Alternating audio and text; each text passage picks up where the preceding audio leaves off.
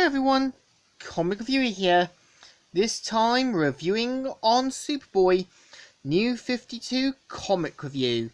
Now, as you know, Superboy, like many other 52 titles, was part of the New 52 relaunch, one of which was meant to feature Superboy. Now, in the continuity, content was created by the organization Nowhere, and eventually DC Rebirth swept away his origin and had it that he was from the New Earth, stuck in the current one. And I know that DC Rebirth and after the Dark Knight have been trying to fix things back to normal, so it's kind of wondering what's happened, what's going on, and all that. So the cover has Superboy being all high-tech and that, and let's get on the story. It starts off how Superboy is mainly in a stasis pod saying, "They call me Superboy. I have no idea why." And so we see how Caitlin Fairchild and Dr. White are talking about the clone being a failure, with Caitlin Fairchild still having a lot more faith on Superboy, but Dr. White telling him it was a failed project and that he shouldn't get too attached. And of course, Dr. White says, "Gentlemen, infiltrate the intimidation protocols."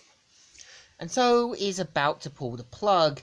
Caitlin Fairchild encourages Superboy to fight, which he does. And of course, this blows up the whole lab. Dr. White tries to get away before he tells him who the human half was, ends up dying, and Caitlin basically seeing that Superboy has survived. And of course, starts to fly, but falls down, and says, "Your eyes, you can hear me, can't you? Hello, Superboy? My name is Superboy?"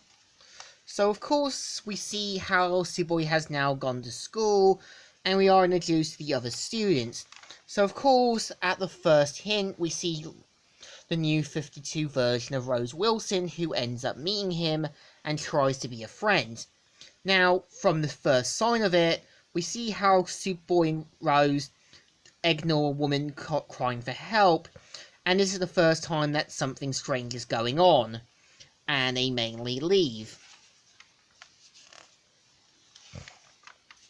And we see how Superboy's living in a farm in the middle of Kansas somewhere, and of course goes off to do some schoolwork, but falls asleep.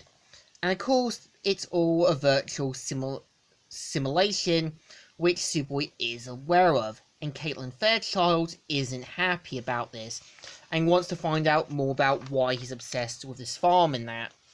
And of course berates the team for failing, but tells them to go to sleep and have a good night. Of course, we're introduced to the actual version of Rose, who isn't happy that her virtual reality counterpart was made a Mary Sue, and of course is a member of Nowhere.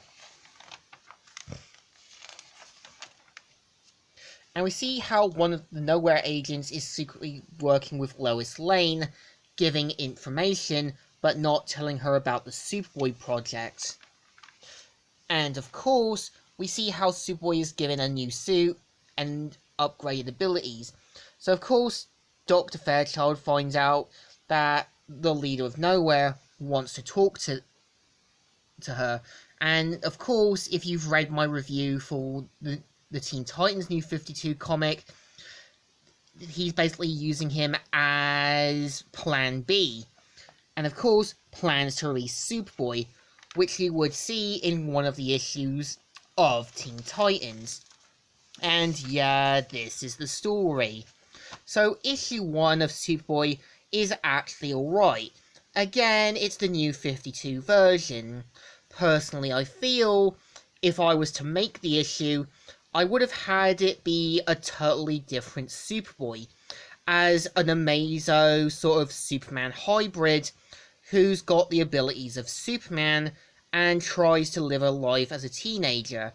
Now, I know originally there was an original pitch for Superboy for the New 52 run that would have had him with Miss Martian, and Miss Martian having a more Muslim girl look for a human disguise.